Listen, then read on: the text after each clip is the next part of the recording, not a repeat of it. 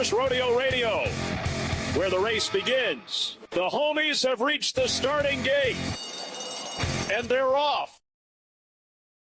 Welcome to the episode of First Rodeo Radio. We got a special live from National Edition for Brian, Dewey, and I. Fast asleep. Also got Nick joining us here. What's going on, Nick? What's up? So, special episode here. It's Jan 1, 2026. Happy New Year, everybody. We figured, all right, we're going to do our own version of the Eclipse Awards, end of year awards, whatever you want to call it. So we got a few different prompts to roll through here in a minute. But I guess before we start, Nick, I guess congrats. It's your first time on the podcast as an engagement. So yes, congrats. thank you. Thank you. Any big things in 2026 coming up for you besides wedding planning? No, not really. A lot of wedding planning. That's about it. Yeah, it'll be fun. Tons of racing for sure too. What about yourself, Bri? Yeah, no, I'm just excited. We just put out our world tour. So I think that's going to be fun to have now multiple set events across the country that we could go have fun, experience with everyone. Yeah, Nick, you see that group post I just put up? Yes, I saw it. Looks awesome. That'd be a good time. We're gonna do Arkansas Derby, Kentucky Derby. We'll do a golf outing / a day at the races at Monmouth, so Jersey spot, Saratoga poker tournament / Travers. Nick, you'll have to figure out where we're doing the poker tournament later. The boys are cool with us taking over the track. And then finally, we'll close it with the end of year event, which was, basically kind of building on what we did this year for our one event. With that, I think the one thing I've got going is I'm a big Jesse Itzler guy, and he does the Masogi, so he picks 1 year defining thing. It should have 50-50 chance of failing the whole 9 yards. I think I'm going to mess around and try to learn some Japanese and go to the Japan Cup this That'd be November. sick. So that I'm kind of calling my shot. I mean, we'll see if I actually follow it through, but you guys got to hold me to it. Got that. All right. So while Dude's asleep here, let's start poking through some of these prompts, and let's start with the highlights of the year in terms of our favorite first rodeo racing moments of 2025. Nick, what is the moment that stands out most for you? Yeah, I'd have to say my favorite moment for the group is probably the ABR article. I feel like that is just in horse racing, ABR is a pretty big deal. So to get that recognition from them and kind of validate everything that we've been doing for the past couple of years, I feel like that was a major accomplishment for us. Yeah, it was a ton of fun, and all those guys do incredible work. I mean, it's the media arm of the jockey clubs. It's about as legit as you can get, and big thank you to Brett Jones over at Airdrie Stud who got us connected with those guys, and really highlighted our story, and kind of all goes back to Amplify, which is kind of how we got started, and my mentor Shannon Castagnola has done so much for me, and it's continues to pay dividends now. So yeah, that was a really cool moment for us for sure. So that's a good one. And what do you think other than, we're watching this Texas Tech Oregon game? I got Texas Tech. He's got Oregon. So he's happy that the ball was just turned over for the third time, I think. But what was your favorite touchdown? What was your favorite first rodeo moment? I would have to say probably going to the Keeneland sales this year and hanging out with Ray and Connor and seeing more of them just working, doing what they do best, and giving us little pointers and talking us through what they're looking at a horse instead of us just watching him watch a horse. They were super outgoing and forefront and telling us this is what they're looking for. This is what we like in this horse. This is what we don't like in this horse. Or maybe it's we don't like this now, but it's an easy fix, I think, if we could get them in the barn working with them. So definitely the Keeneland sale. Yeah, it was fun. Besides the big bad Bob Baffert breaking the ice cream machine right before we got our turn. So that was a little light, maybe.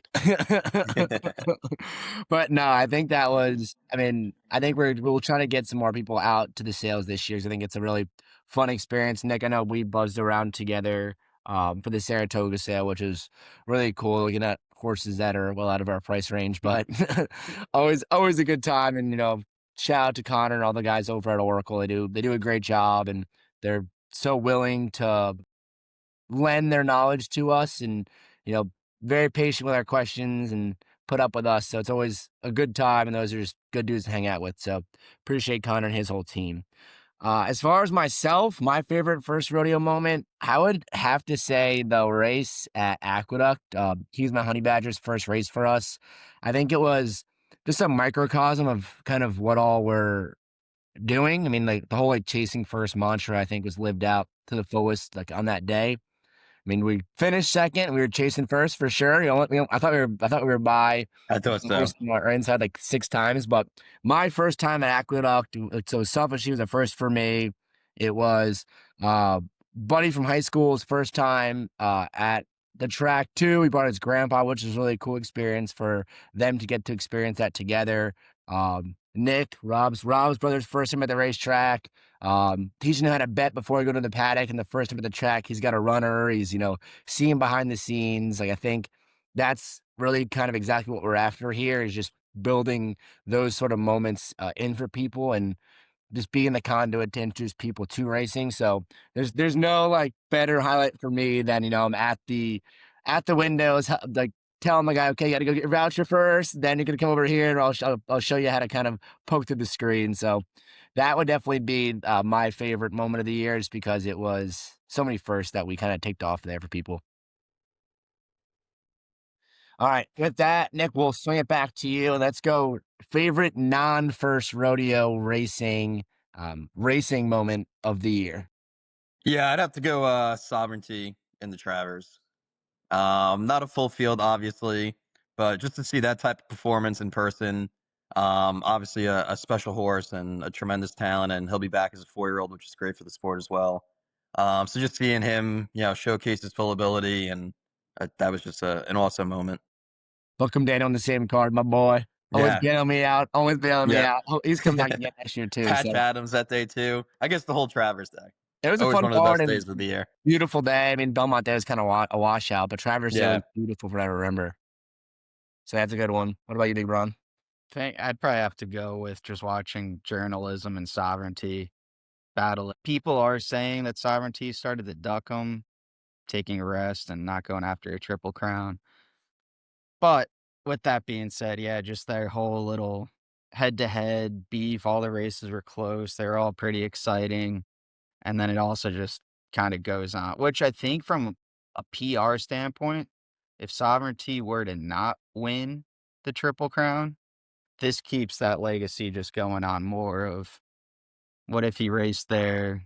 What if journalism didn't race? And just keeps a lot of good conversation going for the sport of horse racing.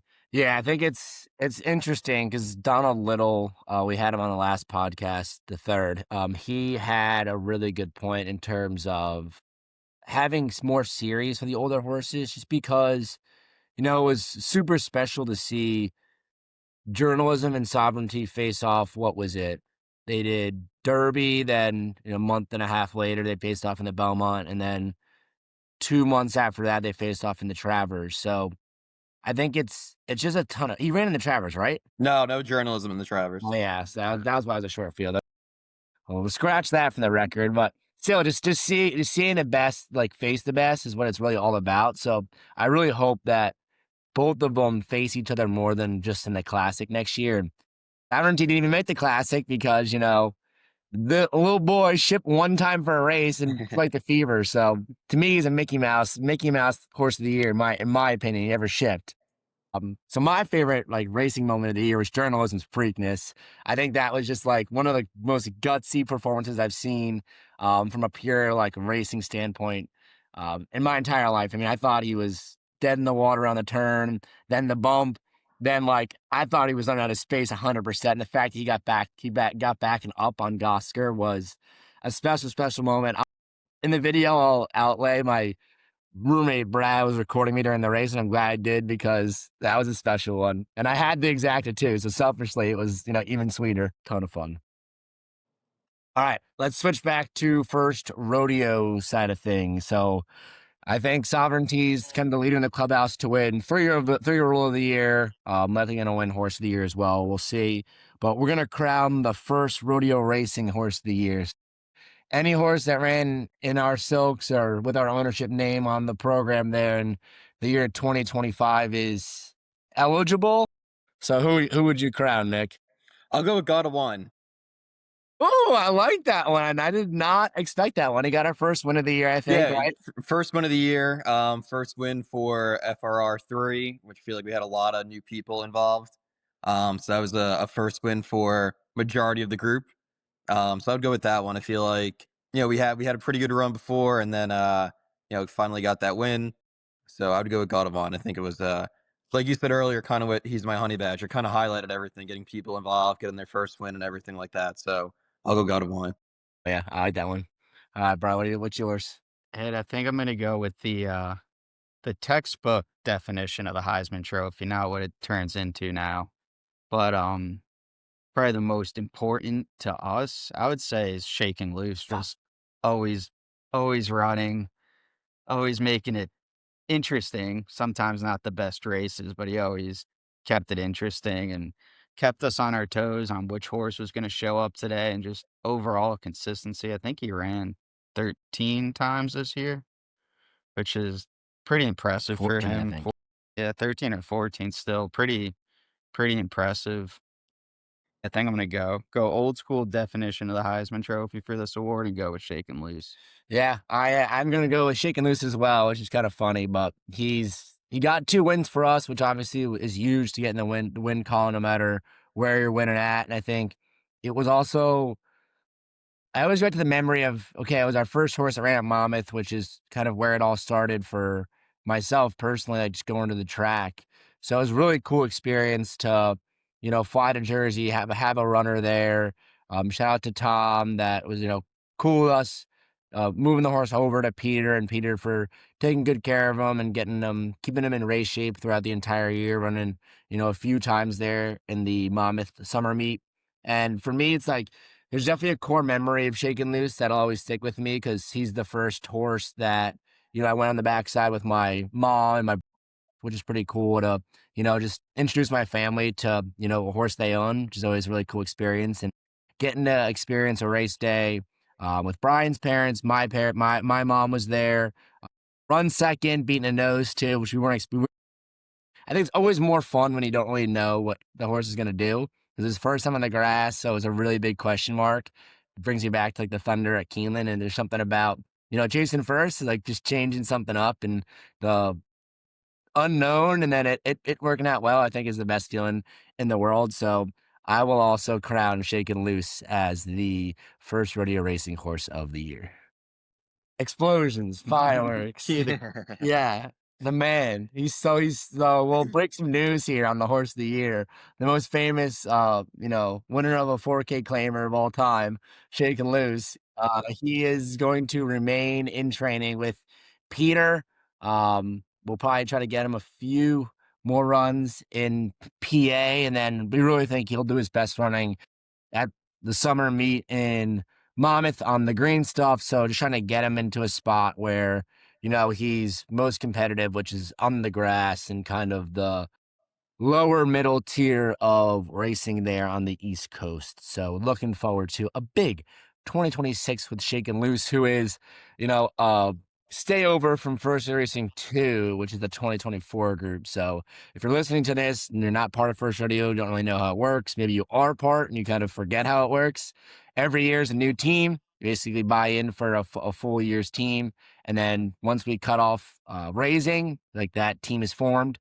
The ownership group for that team is formed, and you own the same percentage of those horses until they're sold. So Shakin' Loose and Power of Will are actually both still in training. So, for that group, it was $750 a unit. Now it's $500. We've gone down to $500 the last 2 years. But for $750, like you've watched, or you've had I think well over 20 starts now with that group. I mean, you had wins the Thunder, wins with Platinum Ghosts, and you still have Shakin' Loose and Power of Will knocking heads. So for me, it's the greatest money you could spend. I've been to some of the greatest Clemson wins of all time, and it might cost you something to get in the door. But that's just one night where this is unlocking 30 years worth of memories now, and just continuing to build on it. So looking forward to those two, both Shaking Loose and Power of Will, in 2026. Piggybacking on Shaking Loose being probably the most famous 4K claimer horse, he was featured in both Keeneland and Penn Nationals Instagram feeds. The orange silks pop, man. They pop. Not And he's many a others beautiful could say they horse. could do that. Yeah, exactly. All right, let's switch back over. We've kind of done like first rodeo, non-first rodeo, first rodeo. Now, non-first rodeo. Crown your overall horse of the year. So if you were filling out an Eclipse ballot, who would your horse of the year be? And then maybe, Nick, you could also highlight a horse in a different category that you want to highlight. One of your favorite horses that ran in 2025. Yeah, I mean, I would go with the easy answer, Sovereignty. Derby winner, Belmont winner, Travers winner, won the prep down there in Florida too. Obviously he didn't run in the Preakness and stuff like that, and he didn't really ship much, but I think it's a pretty obvious choice. Outside the box, I guess I would want to highlight Forever Young. Breeders' Cup Classic winner, first Japan horse to do that, so he would get some respect as well, but I still think Sovereignty has the better resume. All right. I bet you disagree. I'll let Brian go first. Yeah, I'll just keep it short. Let Matt go on his whole sales pitch for journalism. So I'm gonna take journalism in that category. And then outside of that, probably I think one of the most fun horses to watch is Sierra Leone. Whenever he's running, just his running style, just kind of like how journalism ran. It just looks dead in the water until the final turn, and then I mean he's a big horse too, so you almost feel him coming down the straightaway and always making it exciting at the finish line. Yeah, there's something about the late runners, and he's co-owned by Brooke Smith, Clemson alum, who we met up in Saratoga this summer. Really nice guy. So very, very cool horse there. I will save the journalism talk for a little bit, but my overall horse of the year, Nick already mentioned, Forever Young. Gonna give a bad night performance. Outside of the US, like his races in the Middle East were also incredible. Like he didn't run too much, but he shipped all around the world and ran some super incredible numbers everywhere. Shut up, Brian, who was talking shit before the classic. Had the exacta ice cold there, so not to brag. But I think Forever Young, like the performance that he put on was incredible. And I want to say he's coming back, I think, for even more, which is crazy. And I hope one of the stallion farms in Kentucky just drops a bag and just secures his rights to stay in the US, which would be incredible. And I think I'm going to make a point to meet him in person this year. I think that'd be a very, very cool thing to do. Um, Other horses, I'll pick two. I think I already mentioned Bookham Dano, but the New Jersey bred, special place in my heart. Bailed me out multiple times at Saratoga. And also just seeing a New Jersey bred is super special to me. I think there's less than 50 born now every year. So the odds of him being, an incredible racehorse from Jersey are quite slim. So shout out to Bookham Dano. And then obviously my 3-year-old of the year, if I had a ballot, I'm voting for journalism.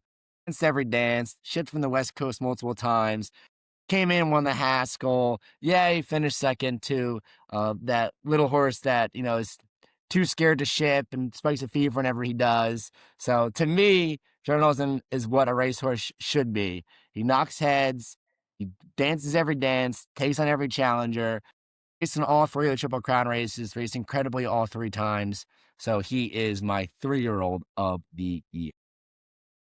And he didn't beat Sovereignty once. Doesn't matter to me.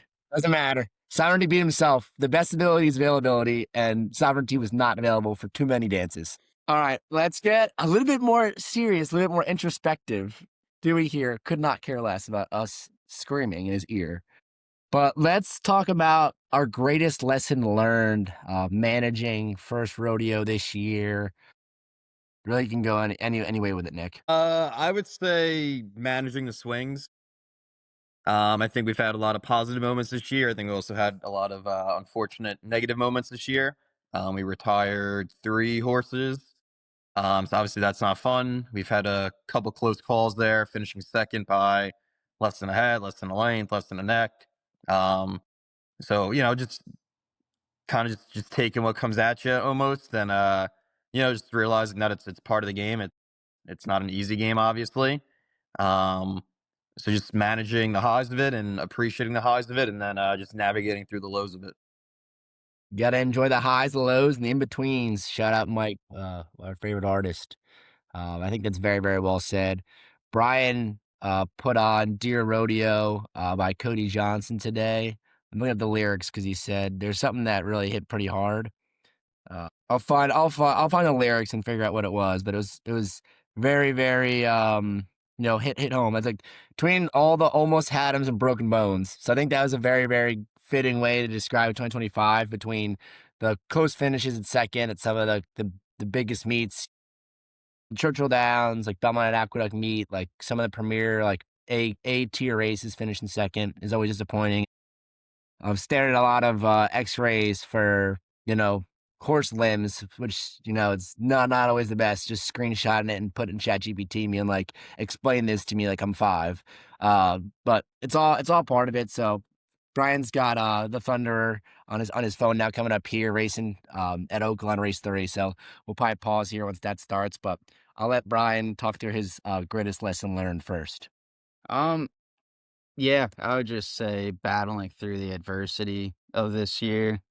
I mean, we were even saying it in the moment before this year, how lucky we are to just come out. We had the Thunder, just pretty much exactly how you would draw up a horse ownership. Get him, race him, he wins, and then gets claimed off in good health and nothing but good memories. And we knew, well, we had Platinum Ghost too. That kind of had that same story. So a little bit of a Cinderella start for us. And then so that I would consider that super high. And then there was no middle coming into this year. It almost just started out low. So a couple unfortunate breaks, but just learning how to navigate it and the good that can come from the bad. I know we've pitched around the idea of like a second rodeo initiative to make these hard times a little easier on everyone and just making sure the horse goes into a good spot and can live a happy life even after some of the racing troubles they might have. So yeah, I'd say all the good that can come from all this adversity that we faced. Yeah, I think I had the same exact thing written down in terms of the second rodeo plan. Just having a plan for retirement before it happens. We're very blessed that we have people around us helping us that really are first class, and shout out to Tom and Nat that really helped us navigate some difficult times with horses getting hurt, horses having genetic spinal conditions, all things that you don't think about. Like you always see the advertisements for aftercare. It's kind of a no-brainer, like we're all for it kind of thing. But when you're faced with it, when you have a horse that is injured, it's pretty emotional too. Like you're nervous for the horse, you're nervous about what to do. You're kind of navigating this very difficult time with a lot of different emotions, a lot of different things coming at you. So just trying our best to be more prepared for when that happens. And we've had some great conversations with, Director of Horsemen's Relations at Churchill, Kathy Shirklev. She helped us out a lot in terms of putting us in the right direction. We've, had some discussions with the Retired Racehorse Project, and I've got a ton of respect for what they're doing, and, just being a champion for the breed beyond racing. I think it's short-sighted just to kind of see the thoroughbred as only this horse that can, run in circles, or I guess a kidney around Kentucky Downs. They offer so much more, and I think as owners we need to ensure we value the horse, from you know the planned mating to like, their final resting place. And I think we're working through the second rodeo plan now. And, there's a lot of different facets that you don't think about when you first get into it. Like having relationships with farms in the areas that you are racing. So if a horse does get hurt, you have a place for that horse to go. Having relationships with these nonprofit organizations. So if you have a situation like we had with Cyber where, he can't be ridden, and it was a very difficult situation where we couldn't really just donate him to anybody because he had this very special condition, and we were worried that, what if this person then, sells his horse on the line and, it's looking good, but then someone's riding it and then that person gets hurt because the spinal thing flares up again. So just thinking through all the different facets of it, I think this year was, difficult in that we had to face these issues, but I'm very proud of what we were able to do finding these horses homes. And I think we are definitely carrying the torch to kind of set ourselves up to be even better stewards of the horses we have moving forward. All that being said, I think a lot of great lessons learned here, and a lot of fun to look forward to next year as well. All right, Thunder is running right now. So do you want to pause really fast and we'll watch Thunder run, and then we'll close out with the first we're most excited to chase in 2026. So our tagline's chasing firsts. Let's pause really fast as we watch the Thunderer in the third race at Oakland Park. He's sitting mid pack, fourth place. He's running a 10K claiming event. Part of me wished that he had some money in the account and we dropped on him. So I think he'd be a fun horse to own. He always tries his hardest. He's sitting right now, third place. For us, he always was on the lead or just off of it. ARTs did a great job piloting him at both Keeneland and Churchill Downs for us. Right now, he's still progressing up the backstretch, sitting in third place. They went the opening quarter in 23-2, the opening half in 47-1. They're starting to pick up the pace a little bit now as they head into the final turn of this two-turn event at the beautiful racetrack there in Hot Springs, Arkansas. We should have had a horse running there today, but the racing secretary hates us and keeps not putting up races. Thunder right now is being asked for a little bit more. They went the 3/4 in 111-4. He's being urged right now. The horses in the lead, the 2 and the 12 horse, are making good progress here. They look like they're gonna be tough to beat, but the Thunder is trying like he always does. He's in third place. He's digging in. He's not making up much ground on these two leaders, but he is continuing to make progress against the horses to his outside. He's now in fourth place. The 12 horse is taken over. The 12 horse is going to win. The 3 horse kind of came out of nowhere for second here. 2 got third. The Thunder finishes fourth. So we'll keep an eye if he got claimed and if he's going to change hands again today. He's definitely one where it's, if I don't want to have him end up in a bad spot. And it's always fun to follow the horses after they get claimed off of us. And, we want to make sure that he is treated properly throughout the entire process. So with that, you chase first, finish fourth. Nick, what do you think is the first that you're most excited to chase in 2026 with First Rodeo Racing? Yeah, easy answer for me. Maiden special weight win would be very nice. I think that'd be pretty cool. That'd be the first one for the group. There's just something about breaking the maiden at the maiden special weight level instead of maiden claiming. I feel like that'd be an awesome first for us to accomplish this year. Yep. I mean, and we'll have a live shot here around the 11th, hopefully, knock on wood, if that race goes, with Power of Will going the 2-turn mile at Tampa Bay Downs. So he is a live shot at that. I think Florida Patriot will return to Morley in New York. She was very encouraged with her early works there before she had a setback. So hopefully she's one that gives us a chance at maiden special weight glory. Unaroka's probably going to stick in the claiming ranks, but we'll see how she runs. We should find out here if she's running on the 8th in a few hours. And then our 2 yearlings, you never really know what's going to happen with them. So we have a few different shots at maiden special weight glory. And, we plan to add a few more horses here in the future as well. So I think that is a very, very good first to chase. I think that's kind of a natural next box for us to check from a pure racing accomplishment level. All right, Break Braun, what is the first you're most excited to chase? Going back to our little world tour that consists of just America, but let's not talk about that part right now. I would say the 4th of July weekend we're probably gonna hold down at Monmouth. Yeah, I'm just super excited. Me and Matt are both from that central Jersey area, so it's gonna be a lot of our friends coming out. We're gonna try to do a golf outing. Don't really ask us what that means at this point, but We're it calling it the sounds FRR Classic, though. It's got a sick name. But yeah, just to see how that weekend and kinda this year's more of a dry run for the extra experience sides that I think we're gonna really try to anchor down and start trying to solidify those events every year and give people something that they could physically go to across the country and not make it just Kentucky based or just when we happen to be in Jersey for a race. Yeah, just kind of really see how these events start going, and hopefully it's something that we could really start doing more of. Yeah, I think like the events are naturally going to lead into more firsts for us to chase in terms of a lot of people going to the track for the first time, meeting their horse in the backstep for the first time. And that's really what we're trying to design here is, every year we're going to do events, basically on the same weekend to give people the ability to form traditions around these great race events.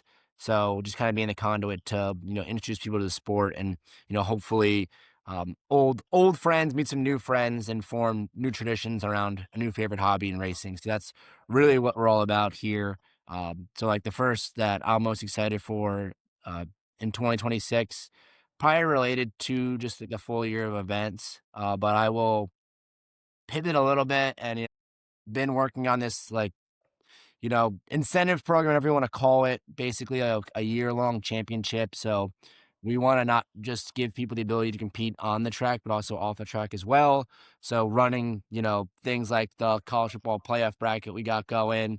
We're going to start running, exacta squares, similar to Super Bowl squares, every single race, really just making things more interactive to give people a reason to stay more engaged between those different events. So we kind of hope that it's if we kind of mold some interest outside of racing around the wrapper of First Rodeo, we get people even more involved than they currently are. So I think that's all we had planned, at least in terms of the questions. I think that was pretty fun. I mean, I'm trying to think of any other awards or things to discuss here. I think we covered everything. Yeah, I'm excited. I think 2025 was definitely a growth year for us, going from I think we had like 37 partners in First Racing 2. It was somewhere around that number, and then we had 129 in First Racing 3. I think it was the first year we really had people that we've never met before, and not just first order friends of friends involved, just total strangers involved. So I think it was very cool to see, you know, it come to life in that sense that it's not just, our buddies is pulling money, or it's now, we're building something greater than just a sum of, our individual parts. So I'm really excited to keep that momentum flowing. If you're watching this, get involved. I'll give you the sales pitch. 732-947-2792. Call me because the women definitely aren't. And I think with that, I think it's a good place to close. You guys got anything else? No, I'm all set. Oh, yeah. Same. Well, thanks for jumping on, Nick. This is a ton of fun. Thanks, everybody, for tuning in. Looking forward to chase more first alongside you in 2026.